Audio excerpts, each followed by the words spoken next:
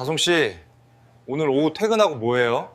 시간 있으면 데이트하자. 아, 무슨 말씀이세요? 무슨 소리야? 내가 맛있는 거 사줄게. 생각해볼게. 오후 3시 김 사장 수제 버거 주방. 김준호 52세는 기름때 낀 철판 앞에서 패티를 뒤집는 대신 벽에 기대어 카운터를 응시했다. 24세 알바생이다 솜은 얇은 반팔 티셔츠, 아래로 드러난 탄탄한 팔뚝을 움직이며 주문을 받고 있었다. 투명한 마스크 사이로 보이는 그녀의 입꼬리가 올라갈 때마다 준호의 심장도 지글거렸다. 30년 가까이 한수영 48세에게 갇혀있던 중년의 헌신이라는 감옥에서 다솜의 웃음은 그에게 탈옥의 비상벨처럼 울렸다. 잠시 손님이 비자 다솜이 고개를 돌려 준호를 보았다. 그녀의 눈빛은 사모님이 알면 큰일 날 관계라는 위험을 알면서도 그를 끌어당기는 끈적하고 대담한 유혹이었다. 집 거실. 수영은 낡은 가계부 대신 준호가 새로 구매한 고가의 시계 카탈로그를 펼쳐보았다. 준호가 최근 투자 모임에 간다며 차려입는 횟수가 늘었지만 그녀의 촉은 그가 돈을 벌러 나가는 게 아니라는 것을 알고 있었다. 그의 흰색 스니커즈, 매일 아침 뿌리는 시트러스 향의 값싼 향수. 25년 동안 그를 관찰해온 수영에게 그 모든 사소한 변화는 결혼 생활의 사망 선고를 알리는 명백한 증거였다. 그녀는 카탈로그를 조용히 닫고 준호의 사업용 차량에 붙은 GPS 추적기 앱을 켰다. 주방 뒷문, 잠금 장치. 준호는 영업을 마친 후 다솜과 단둘이 남았다. 다솜은 오늘 하루 고생했다며 준호의 땀에 젖은 셔츠를 손수건으로 닦아주었다. 다솜은 재고 목록을 정리하는 척하며 준호의 허리춤에 달린 20년 된 촌스러운 열쇠고리를 건드렸다. 사장님, 저랑 커플로 새로운 열쇠고리 하나 맞출까요? 준호는 짜릿함을 느꼈고 거부할 수 없었다. 다음 날 아침, 수영은 준호의 옷을 정리하다 침실 바닥에서 작은 핑크색 머리끈을 발견했다. 그녀의 얼굴은 분노 대신 차갑게 대산적인 미소로 일그러졌다. 그녀는 머리끈을 준호의 양복 주머니에 다시 넣어두고 곧바로 사업자 등록증과 각종 세금 서류가 든 금고 열쇠를 꺼냈다. 복수의 목표는 외도남이 아닌 준호의 유일한 생계 수단이었다. 준호의 버거 가게는 사실 위생허가와 소방 설비에 불법 개조 사항이 있었다. 수영은 주방 환풍기 설치, 규정 위반과 무면허, 인테리어 업자, 영수증 파일을 확보했다. 그녀는 이혼 소송에서 재산 분할 권리를 최대화하고 그를 사회적으로 무력화시킬 법적 압박 카드를 준비했다. 오후 늦게 준호는 다솜이 주방 뒷골목에서 찍은 끝나시 티셔츠를 입은 대담한 셀카 문자를 황급히 확인했다. 사장님, 오늘 저녁에 늦게까지 재고 정리 같이 해주시면 안 돼요? 준호는 핸드폰을 숨기듯이 문자를 삭제했고 그 순간 가게에 들어선 수영이 그 모습을 목격했다. 수영은 여보, 왜 그렇게 핸드폰을 숨기듯이 봐요? 라고 물었다. 준호는 땀을 흘리며 얼버무렸다. 수영은 가게를 둘러보며 다솜을 마주쳤다. 수영은 다솜의 머리에서 침실에서 발견했던 핑크색 머리끈을 즉시 알아보았다. 수영은 미소를 지으며 다솜에게 다가갔다. 어머, 아가씨 머리끈이 참 예쁘네. 우리 아들 거랑 똑같아서. 다솜은 얼굴이 새하얗게 질렸지만 애써 사장님이 커플로 주셨다고 거짓말을 쳤다. 수영은 그 거짓말에 확신을 얻고 가게를 나섰다. 수영은 로펌 사무실에서 변호사와 마주 앉았다. 그녀는 외도 증거 대신 준호의 사업체 관련 불법 개조 및 세금, 누락 자료 파일만 제시했다. 저는 그의 자영업 생명줄을 끊어서 재개할 여지 자체를 없애고 싶어요. 가장 확실하고 빠른 영업 정지 처분 방법을 알려주세요. 변호사는 수영의 냉철함에 놀랐다. 준호는 다음 주말 중요한 사업 설명회 때문에 지방에 간다고 거짓말하고 다솜과 강릉의 작은 펜션을 예약했다. 그는 다솜에게 커플 열쇠고리를 선물했고 다솜은 20년 된 결혼의 흔적인 이전 열쇠고리를 쓰레기통에 버렸다. 파멸의 주사위는 던져졌다. 주말 아침 준호가 여행용 가방을 차 트렁크에 싣고 있었다. 수영은 커피를 마시며 여보, 조심히 다녀와요. 라고 배웅했다. 준호가 떠난 직후 수영은 핸드폰을 꺼내 시청 건축과 민원 창구에 전화했다. 김 사장 수제버거 가게의 불법 증축 및 소방안전 규정 위반 신고하려고 합니다. 남편이 출장 간 사이에 즉시 단속이 필요해요. 내일 오전 9시 정각에 처리해 주세요. 수영은 준호가 가장 행복할 순간을 겨냥한 시간 폭탄을 터뜨렸다. 강릉의 펜션. 준호는 와인잔을 들고 다솜과 창가에 섰다. 다솜은 속삭였다. 사장님, 우리 마치 이 세상에 둘만 있는 것 같아요.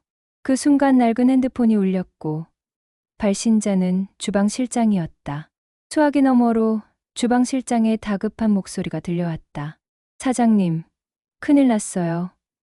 지금 시청에서 단속반이랑 경찰이 들이닥쳤는데 영업정지 딱지 붙였어요. 준호는 와인잔을 떨어뜨렸다. 뭐, 영업정지? 내일 아침 9시는 넘어야. 그 순간 준호는 수영이 시청에 신고를 넣었고 그 시간이 내일 오전 9시 정각이라는 것을 깨달았다. 그녀는 그가 가장 비열하고 행복한 순간을 망치도록 계산했던 것이다. 준호는 다솜을 버려둔 채 짐 싸 당장 서울로 가라고 소리쳤다. 다솜은 준호의 눈빛이 순식간에 맹수로 변하는 것을 보았다. 준호가 떠난 후 다솜은 인스타그램 스토리에 은밀한 사진을 올렸다. 사장님, 갑자기 떠나시면 어떡해요? 20년 된 부인에게 돌아가신 건가요? 그녀의 복수는 준호의 사회적 평판을 더럽히는 것이었다. 새벽 3시.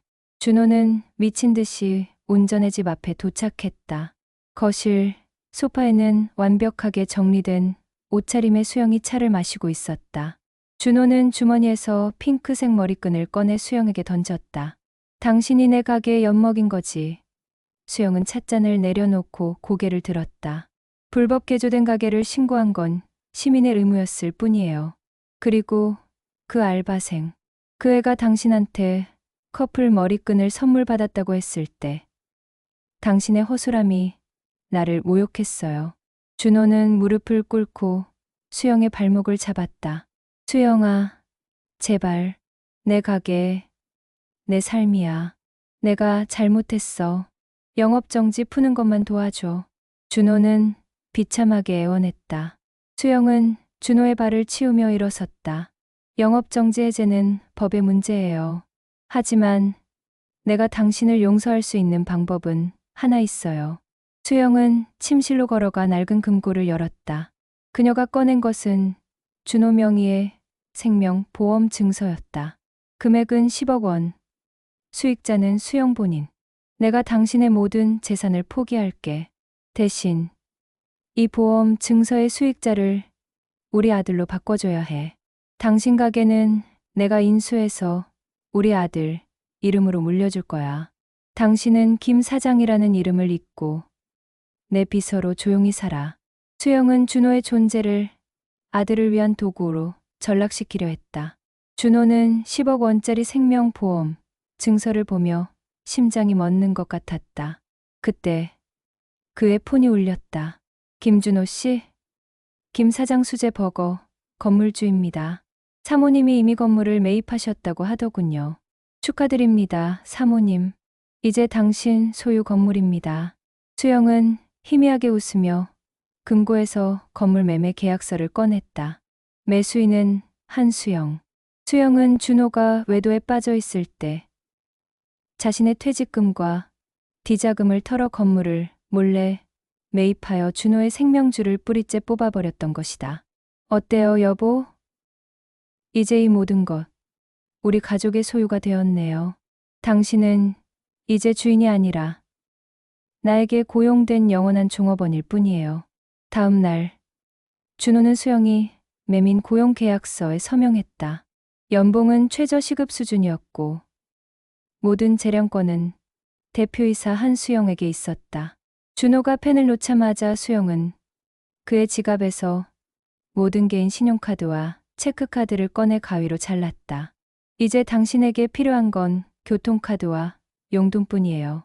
당신의 도망칠 길은 완전히 막혔어. 수영은 준호에게 낡은 김 사장 수제 버거, 간판 철거를 지시했다. 수영은 턱을 괴고 그 모습을 사진으로 찍었다. 여보, 이제 김 사장은 없어. 가게 이름은 수영의 프리미엄 버거로 바꿀 거야. 당신의 모든 추억과 명예는 오늘부로 이혼하는 거예요. 준호는 자신의 존재가 해체되는 굴욕을 느껴야 했다. 수영은 준호에게 이다솜 해고 통보서를 건넸다. 내일 아침 10시 그녀에게 당신의 입으로 직접 해고를 통보해. 그리고 이 일에 나의 이름은 언급하지 마. 준호는 비겁한 중년이 되어야 했다. 다음 날 오전 폐쇄된 가게 앞에서 다솜이 준호를 기다리고 있었다. 다솜은 화려한 옷차림에 선글라스를 쓰고 있었다. 준호가 해고를 통보하자 다솜은 선글라스를 벗고 다가섰다. 사장님, 저를 꼬리 자르게 하는 건 용납 못해요. 사모님이 건물주라는 거, 당신이 영업정지 당했다는 거, 이 모든 이야기 SNS에 생중계하면 어떨까요? 다솜의 협박은 단순한 폭로가 아니었다. 준호는 다솜이 자신과 아내를 모두 파멸시킬 가금력을 가진 무서운 존재가 되었음을 깨달았다. 그는 억지로 미소를 지었다. 다솜아, 우리 이 상황 함께 해결해야 할 문제 같지 않아? 그날 오후 수영은 다솜의 인스타그램 계정을 직접 확인했다. 수영은 다솜의 계정에 자짜 계정으로 대량의 스팸 신고를 넣고 다솜의 신상을 캐기 위해 사설 탐정에게 연락했다. 그녀는 평화를 위협하는 모든 존재를 제거해야 했다.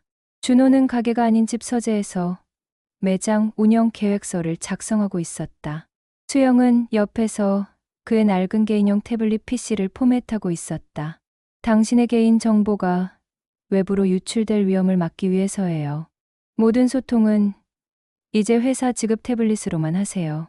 준호는 태블릿이 포맷되는 순간 그 안에 몰래 숨겨두었던 불법 개조 시청 공문서, 사본과 사채 관련 증거가 사라지는 것을 속수무책으로 지켜봐야 했다.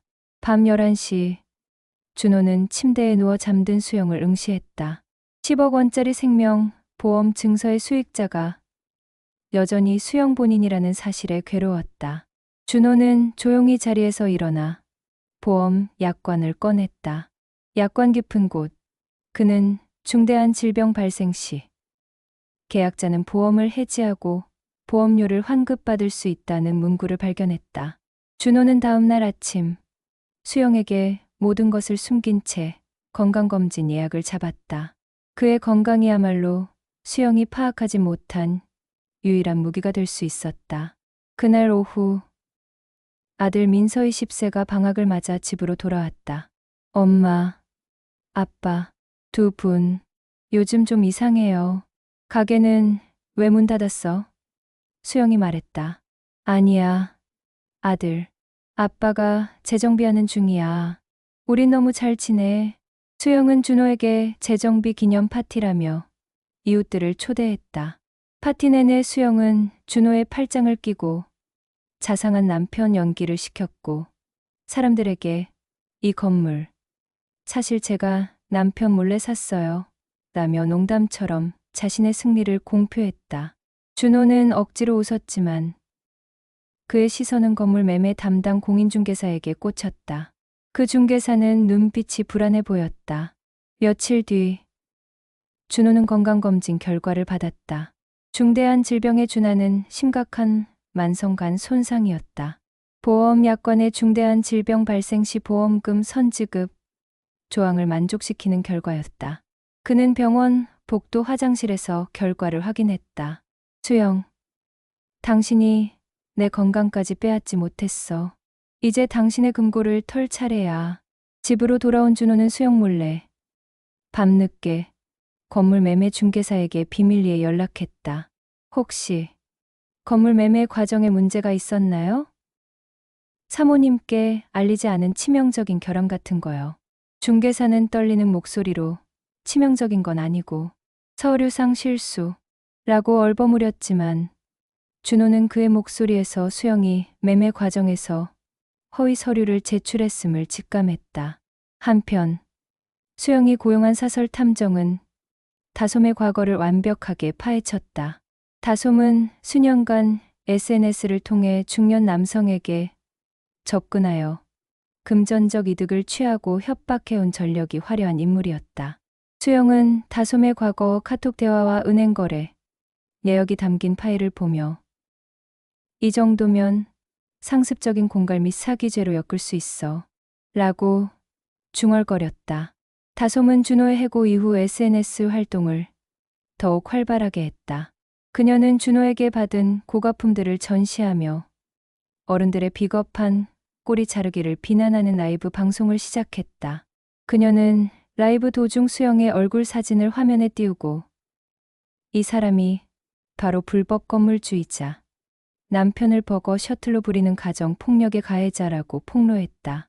수영은 다솜의 라이브 방송을 보며 즉시 다솜에게 전화를 걸어 고급 카페에서 만나자고 통보했다. 수영은 준비된 공갈 및 사기죄, 고소장 초안과 함께 1천만 원짜리 수표를 들고 나갔다. 카페에서 마주 앉은 두 여자. 수영은 다솜의 앞에 수표를 밀어 넣었다. 이 수표를 받고 지금 당장 SNS를 삭제하고 서울을 떠나. 아니면 이 고소장이 당신을 평생 감옥에 가둬줄 거야. 나는 당신의 상습적인 협박 증거를 모두 가지고 있어. 다솜은 수표를 집어들고 잠시 망설이는 척하더니 수영의 눈을 똑바로 쳐다보며 그 수표를 테이블 위에서 반으로 찢어버렸다. 저는 사모님 같은 분들의 위선을 까발리는 게 목표예요. 이 이야기 제가 직접 방송사 제보 채널에 털어놓을 거예요. 그날 저녁 준호는 병원에서 받은 진단서를 금고에 숨기고 거실로 나왔다. 그때 아들 민서가 거실 소파에 앉자 랩톱을 닫고 준호를 쳐다보았다. 그의 얼굴은 차분했지만 눈빛에는 배신감과 충격이 가득했다. 민서는 준호에게 핸드폰 화면을 내밀었다.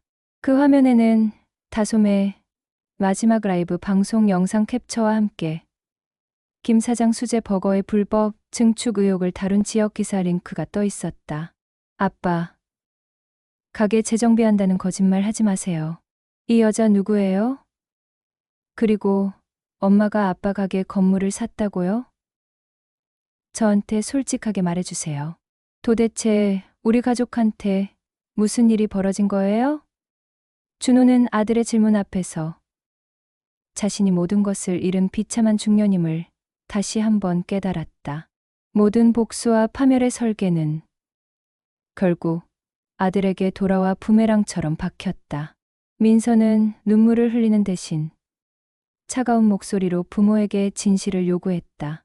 저한테 거짓말한 거 왜 나한테는 아무도 말 안 했어요? 아빠, 알바생이랑 잔 거 맞아요? 엄마, 가게 건물주가 된 것도 맞아요? 준호와 수영은 서로의 눈치를 보며 일생 처음으로 아들 앞에서 꿀먹은 벙어리가 되었다. 민서의 질문에 수영은 결국 차분하게 입을 열었다. 이 모든 건 너를 지키기 위해서였어. 아빠가 재산을 탕진하는 걸 막으려고 엄마가 나선 거야. 건물 매입은 우리 가족의 미래를 위한 투자였어. 그녀는 준호의 외도 사실을 교묘하게 희석시키고 자신의 행동을 희생으로 포장했다. 하지만 민서는 수영의 설명에 준호의 말을 끊었다. 아빠, 말할 자격 없어요. 당신은 가족을 기만했어요. 저는 지금부터 엄마 말도 아빠 말도 믿지 않을 거예요. 저는 진실을 직접 찾겠어요. 민서는 방으로 올라가 문을 걸어 잠갔고 부부는 갈라진 복도 아래에서 서로를 노려보며 침묵했다. 준호는 아들의 등을 보고 절망했지만 곧 냉정을 되찾았다. 아들의 신뢰는 이미 잃었다. 이제 남은 것은 생존뿐. 준호는 건물 매매 중개사에게 다시 전화를 걸었다. 그 건물의 치명적인 구조적 결함에 대해 구체적으로 알려주세요. 제가 사모님께 넘겨받을 게 있어요. 준호는 수영이 건물 매매 서류를 위조했다는 약점을 잡아 보험금을 현금화할 시간을 벌려 했다. 다음 날 아침, 수영은 준호가 병원에서 받은 건강검진 기록을 우연히 발견했다. 그녀는 진단서에 심각한 간 손상, 문구를 읽고는 얼굴이 창백해졌다. 10억 보험금의 수익자가 여전히 자신이라는 사실에 준호가 이 사실을 숨기고 보험금을 타낼 준비를 하고 있음을 간파했다. 수영은 그 즉시 보험사에 연락하여 수익자 변경 신청서를 요청했다. 그녀의 계획은 준호가 병든 상태로 절대로 현금을 손에 쥘 수 없도록 묶어두는 것이었다. 준호는 비밀리에 중개사를 만났다. 중개사는 수영이 지하층의 침수 및 균열 보수, 기록을 숨기고 허위 서류를 제출했다는 사실을 털어놓았다. 사모님은 그 결함 때문에 1억 5천만 원을 할인받았고 저는 그 대가로 돈을 받았죠. 이걸 공론화하면 사모님은 사기죄로 구속될 수 있습니다. 준호는 마침내 수영의 목줄을 잡았다. 같은 시각, 다솜은 고급 쇼핑몰에서 친구를 만나고 있었다. 그때 3명의 남자가 다솜에게 다가왔다. 수영의 법무팀이었다. 그들은 다솜에게 상습, 공갈 사기 및 명예훼손 혐의로 긴급 체포 영장이 발부되었음을 알렸다. 다솜은 쇼핑몰 한복판에서 경찰에게 체포되어 끌려가는 굴욕을 겪었다. 그녀가 SNS에 올린 모든 증거가 이제는 그녀의 유죄를 입증하는 증거로 둔갑했다. 수영은 카페에서 이 장면을 실시간 뉴스로 확인하고 차가운 미소를 지었다. 어린 쥐는 경험 많은 맹수를 이길 수 없었다. 준호는 중개사에게서 확보한 건물 하자 서류, 사본을 들고 수영에게 들이닥쳤다. 당신, 내가 중병에 걸렸다는 거 알지? 이제 이 게임 끝내. 내가 가진 건물 사기 서류를 공론화하면 당신은 건물주가 아니라 사기범이 돼. 보험금, 전액을 나한테 넘겨. 수영은 준호의 눈앞에서 수익자 변경 신청서를 찢어버렸다. 당신이 나를 협박할 수 있는 유일한 무기였지? 하지만 보험, 약관을 다시 봐. 보험 해지를 위해서는 배우자의 동의가 필요해. 나는 당신의 보험 해지를 영원히 거부할 수 있어. 당신은 돈도 못 받고 병원비도 못 내. 준호는 절망적인 분노에 휩싸였다. 수영은 이미 모든 경우의 수를 계산해 놓았던 것이다. 수영은 준호의 앞에 새로운 서류를 내밀었다. 종속, 경영, 위임 계약서였다. 당신은 건강진단서를 숨기고 보험금을 독차지하려 했어. 이 계약서에 서명하면 나는 당신의 질병을 아들에게 영원히 비밀로 해줄게. 그리고 병원비를 내가 내주는 아내가 되어줄게. 준호는 결국 병원비를 인질로 잡혀 수영의 영원한 노예가 되는 계약서에 서명했다. 그날 밤, 민서는 거실, 소파에서 아버지의 옛날 태블릿 PC를 복구했다. 그 안에는 이다솜과의 외도 채팅 기록뿐 아니라 수영이 신고했던 불법 증축 공문서의 원본 파일이 고스란히 남아 있었다. 민서는 모든 것을 알게 되었다. 아버지가 먼저 배신했고 어머니는 그 배신을 아들을 위한 희생으로 둔갑시켜 아버지를 파멸시켰다. 이 모든 것이 돈과 명예를 지키기 위한 위선이었음을 깨달은 민서는 차가운 분노에 휩싸였다. 그의 부모는 괴물이었다. 민서는 자신의 방으로 돌아와 여권과 비상금을 챙겼다. 그는 방을 떠나기 전 책상 위에 작은 편지를 남겼다. 편지 봉투에는 김준호, 한수영 공동귀화라고만 적혀 있었다. 그는 부모 몰래 집을 나섰다. 다음 날 아침, 수영은 민서의 방이 비어 있는 것을 발견했다. 책상 위에 봉투를 뜯자 편지에는 단 3줄만 적혀 있었다. 두 분의 전쟁은 이제 끝났어요. 저는 두 분의 자랑스러운 아들이 아닙니다. 저 없이 행복하게 사세요. 수영은 편지를 읽고 바닥에 주저앉았다. 그녀가 모든 것을 걸고 지키려 했던 아들의 미래 자체가 그녀에게서 도망친 것이다. 수영은 준호에게 당장 아들을 찾으라고 소리쳤다.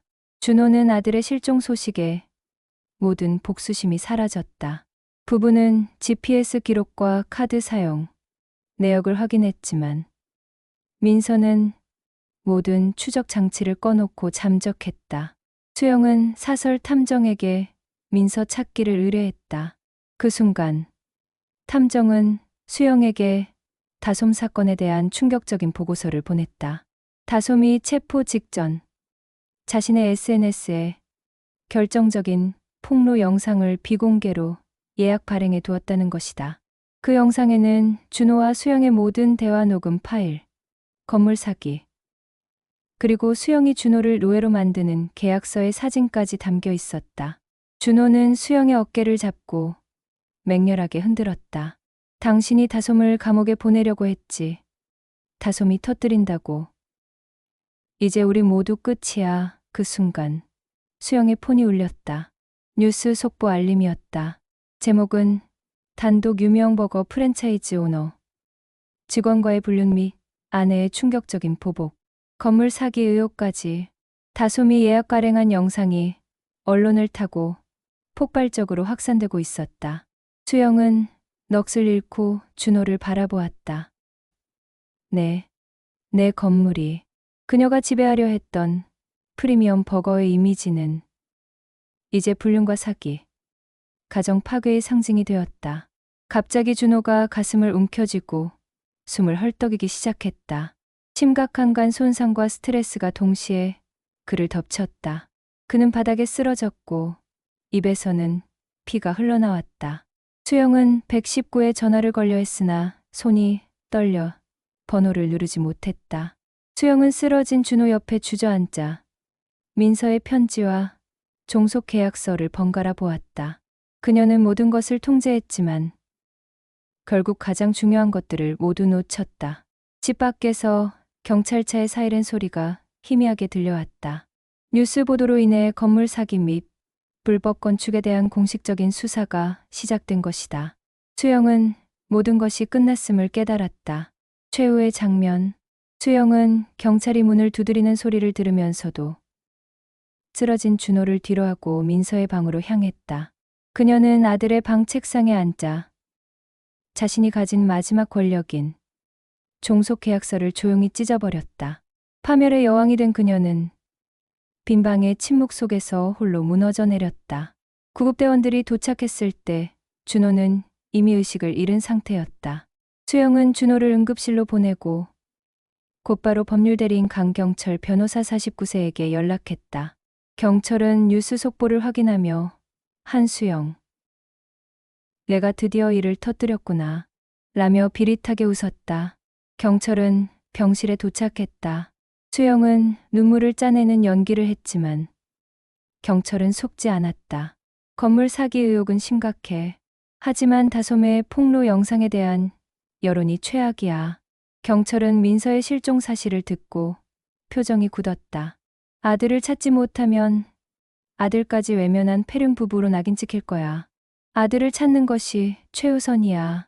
병원에 입원한 준호는 의식이 돌아오자마자 수영에게 소리쳤다. 내 보험금으로 치료를 받아야 해. 수영은 냉정한 눈으로 그를 내려다보았다. 당신이 나를 고소하려는 동안 난 당신의 보험금, 집행을 영원히 거부할 거야. 수영은 준호의 간 이식 수술을 위해 자신이 간 공여자 적합 검사를 받는 연극을 시작했다. 이는 언론과 아들에게 헌신적인 아내 이미지를 심어주기 위함이었다. 준호는 경악했다.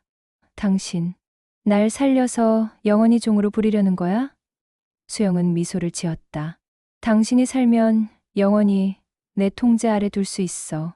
경철은 다솜의 측근을 조사했고 다솜에게 미스터 Y라는 익명의 후원자가 있음을 알아냈다. 민서는 서울 외곽의 낡은 여관에 숨어 아버지의 태블릿에서 본 건물 사기, 서류, 원본을 인쇄하고 있었다. 준호는 중환자실에서 휴대폰을 몰래 꺼내 과거 사업 실패로 돈을 빌렸던 사채업자에게 메시지를 보냈다. 수영이가 내 건물 사기쳤어. 이 정보 당신한테 줄게. 준호는 사채업자까지 끌어들이는 위험한 도박을 시작했다. 경찰은 미스터 Y가 과거 다솜에게 금전적 피해를 입었던 중년 남성이자 준호의 사업 동업자였던 이필영이라는 사실을 알아냈다. 수영은 이필영이 준호에게 사기를 당해 곡수를 꿈꿔왔다는 사실을 알았다. 수영은 이필영을 역이용할 계획을 세웠다. 준호는 병실에서 수영 몰래 중개사에게 전화하여 건물 매매 당시 수영이 서명한 위조 문서를 당장 보험사에 보내도록 지시했다. 그의 목적은 수영을 사기범으로 엮어 그녀가 보험금 동의를 거부할 수 없도록 사회적 압박을 가하는 것이었다. 수영은 간적합성 검사 결과가 적합하다는 통보를 받았다. 그녀는 검사 결과를 찢어버렸다. 내 간으로 당신을 살릴 순 없다. 그녀는 경찰에게 모든 법적 방어를 맡기고 자신의 무결함만을 주장하기로 했다. 민서는 아버지의 태블릿에서 발견한 수영이 위조한 건물 매매 서류 원본을 복사한 뒤 익명 메일로 지역검찰청에 송부했다. 검찰은 민서가 보낸 자료를 바탕으로 수영에 대한 압수수색 영장을 발부했다. 경찰이 집에 들이닥치자 수영은 경찰에게 전화를 걸었다. 압수수색이라니. 이건 준호의 모함이에요. 경찰은 방어 시나리오대로 진행할 겁니다. 라고 답했다. 압수수색 과정에서 경찰은 수영의 금고에서 찢겨진 종속 경영위임 계약서 파편을 발견했다. 이는 준호를 향한 수영의 극단적인 지배 욕구를 입증하는 증거였고 여론의 비난을 더욱 증폭시켰다. 준호는 병실 TV를 통해 수영의 집이 압수수색당하는 뉴스를 보며 미소를 지었다. 하지만 곧이어 뉴스 앵커가 김준호 씨의 사채 및 불법 사업자금 유용 의혹을 보도했다. 이는 수영이 경찰을 통해 흘린 준호의 역공격이었다. 수영은 경찰에게 다솜의 폭로 영상을 법적 공갈 목적의 허위 자료로 몰아 다솜을 압박하도록 지시했다. 경찰은 다솜의 변호사에게 접근하여 수영이 가진 다솜의 과거, 전과 기록을 협박 카드로 제시했다. 다솜은 감옥에서 친구를 통해 수영의 역공격을 전해 들었다. 그녀는 친구에게 이필영 미스터 Y에게 다음 타겟은 경찰 변호사라는 메시지를 보냈다. 준호는 병원에서 수영이 몰래 숨겨둔 낡은 메모장을 발견했다. 메모장에는 수영이 20년 전 결혼 직전 경찰과의 깊은 관계를 정리하며 썼던 글들이 있었다. 준호는 경찰이 단순한 변호사가 아님을 확신했다. 준호는 경찰에게 수영의 메모장 사진을 보내며 협박했다. 수영의 과거, 당신과의 관계, 아들에게 알려지기 싫다면 매 보험 해지 동의를 받아내. 경찰은 냉정을 찾았다. 당신 협박은 불륜 의혹에 묻힙니다. 하지만 나는 당신의 간 손상이 알코올 중독 때문이라는 의사소견서를 낼 수 있어요. 보험금 지급은 무효가 됩니다. 경찰은 준호의 약점을 역으로 찔렀다. 수영은 경찰에게 건물 사기 의혹을 준호 단독으로 덮어씌울 시나리오를 지시했다. 이필영 미스터 Y은 경찰이 과거 대형 건설사의 디자금 조성에 깊이 관여했었다는 치명적인 스캔들 파일을 확보했다. 민서는 부모님의 모든 뉴스를 추적하며 괴로워했다. 그때 민서의 폰에 다솜이 체포되기 직전 예약 설정해둔 익명의 위치 추적 메시지가 도착했다. 민서는 그 위치를 따라 이동하기 시작했다. 준호는 병원에서 도주를 시도했다. 그의 목적은 보험사에 직접 찾아가 자신의 간 손상이 알코올 중독이 아님을 증명하는 서류를 제출하는 것이었다.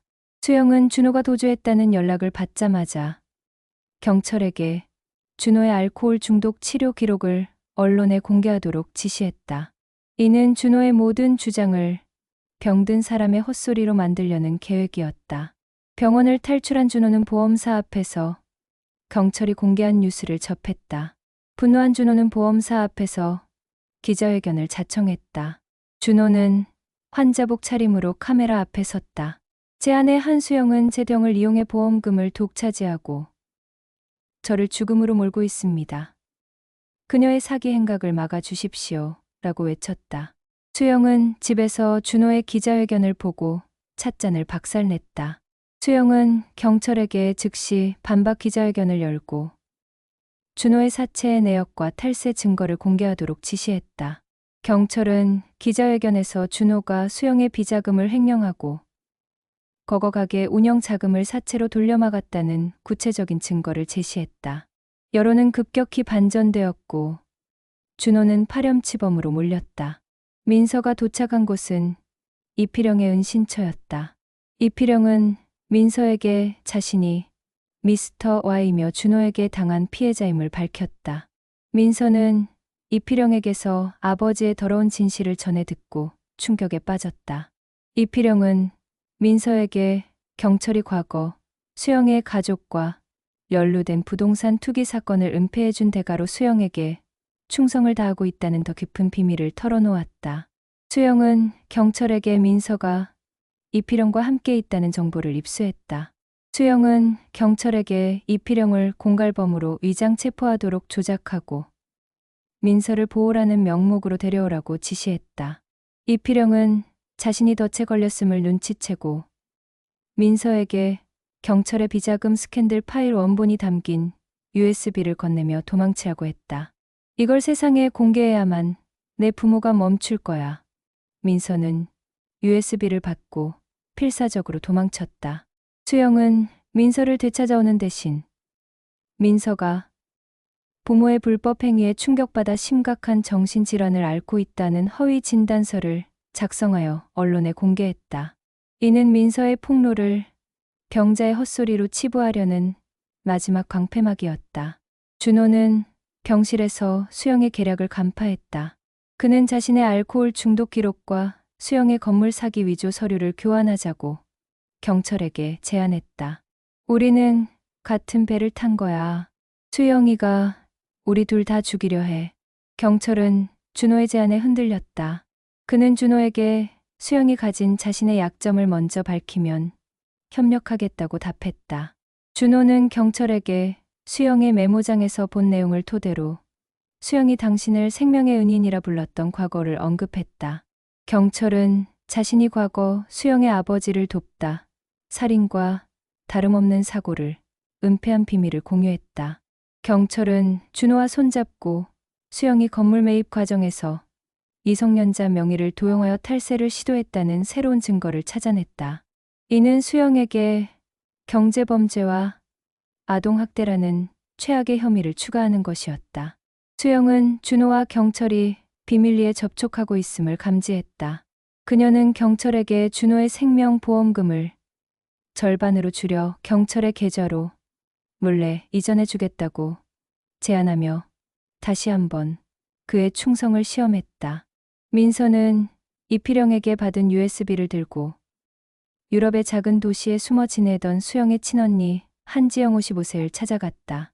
지영은 민서에게 수영이 얼마나 탐욕스럽고 잔인한지를 경고했다. 준호는 수영이 자신을 영원히 가둘 목적으로 간 이식동의 거부권을 철회하지 않았음을 확인했다. 그는 언론에 자신의 간 이식 수술이 시급함을 호소하며 배우자에 의한 간 이식 거부라는 헤드라인을 만들었다. 여론은 수영을 탐욕스러운 마녀로 규정했다.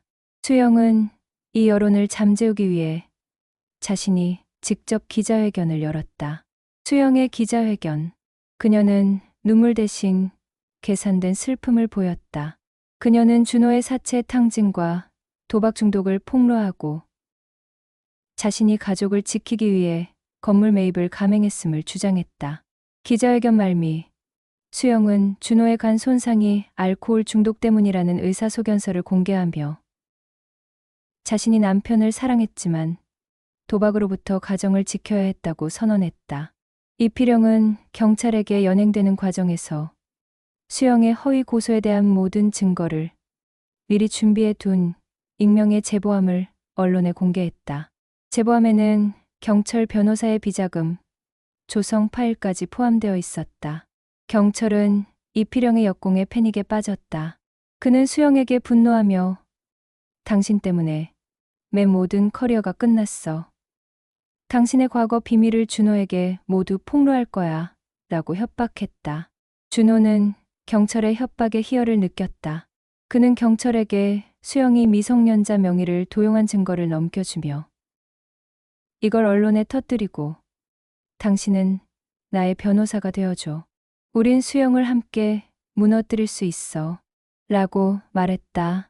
수영은 경철이 자신을 배신했음을 직감하고 경철에게 준 보험금 절반을 당장 돌려받기 위한 법적 절차에 착수했다.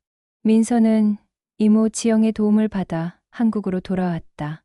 그는 공항에 도착하자마자 아버지의 병실로 향했다. 민서는 경철의 USB를 아버지의 손에 쥐어주었다. 아빠, 이걸로 엄마를 무너뜨려야 해요. 준호는 아들의 손에 쥔 USB를 보고 눈물을 흘렸다. 아들이 자신을 버리지 않았지만 그 USB에는 수영뿐 아니라 자신의 파멸까지 담겨 있음을 알고 있었다. 준호는 수영에게 마지막 통보를 했다. 경철의 스캔들, 미성년자 명예 도용, 이 모든 걸 폭로하고 내가 감옥에 갈게. 대신 이혼 후 모든 재산은 민서에게 넘긴다는 각서에 서명해. 준호의 마지막 남은 아버지로서의 책임감이었다. 수영은 단호히 거절했다. 당신이 감옥에 가면 내가 모든 것을 물려받을 수 있어. 당신이 죽든 살든 내 통제에서 벗어날 수 없어. 준호는 절망 속에서 문득 깨달았다.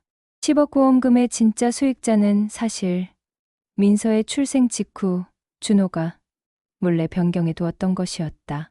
수영은 보험 증서의 표면만 보았을 뿐 내부 서류를 확인하지 못했던 것이다. 준호는 민서에게 보험사 직원의 연락처를 건넸다. 내 엄마가 모르게 보험금 수익자 변경 서류 원본을 확보해야 해. 민서는 아버지의 마지막 지시를 받았다. 수영은 경철에게 준 돈을 회수하려 했으나 경철은 이미 모든 자금을 빼돌리고 잠적했다. 경철은 잠적 직전 수영에게 당신의 아버지와 관련된 결정적인 진실이 담긴 암호화된 메시지를 보냈다. 수영은 메시지를 해독하려 했지만 실패했다. 그녀는 준호가 병실에 쓰러져 있는 동안 준호의 금고 비밀번호를 알아내기 위해 침실을 뒤지기 시작했다. 수영은 금고 안에서 준호가 결혼 전부터 모아왔던 수영의 가족 관련 비밀 기록을 발견했다.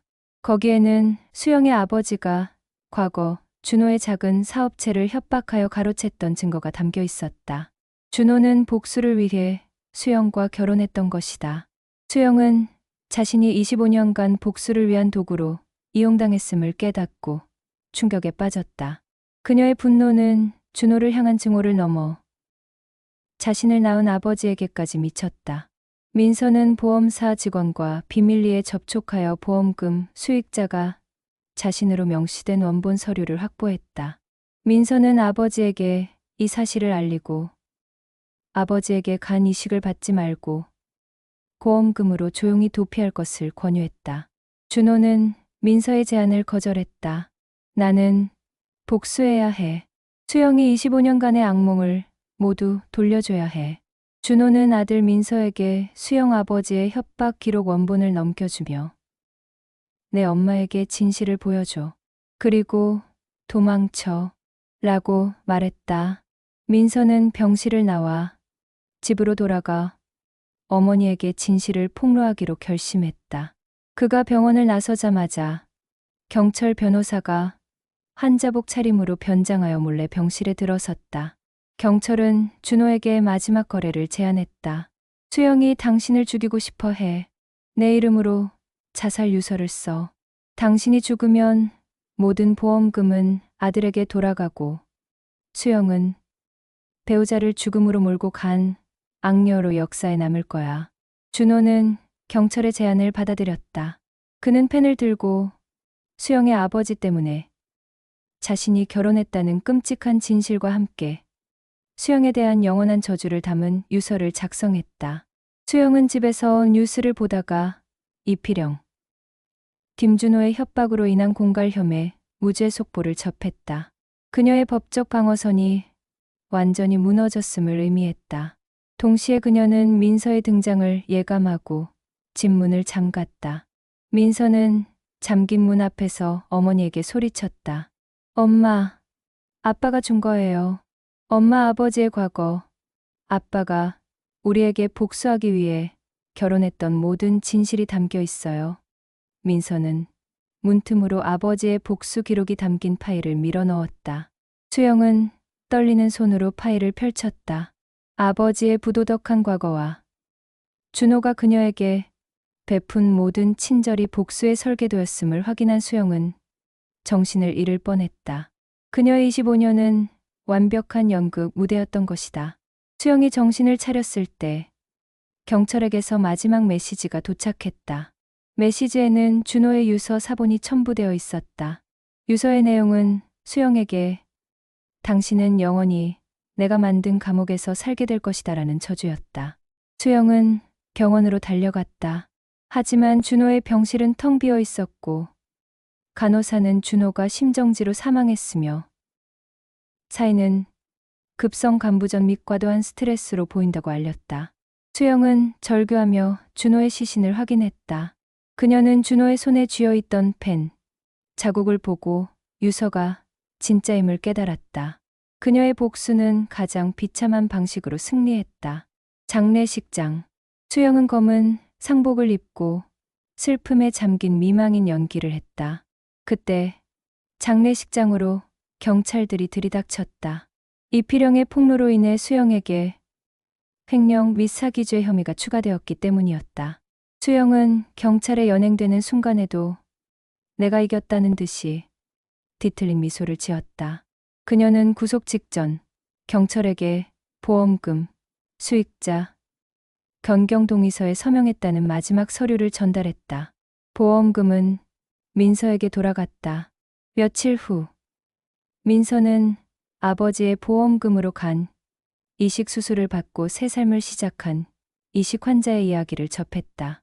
그 이식 환자는 다름 아닌 이필영이었다.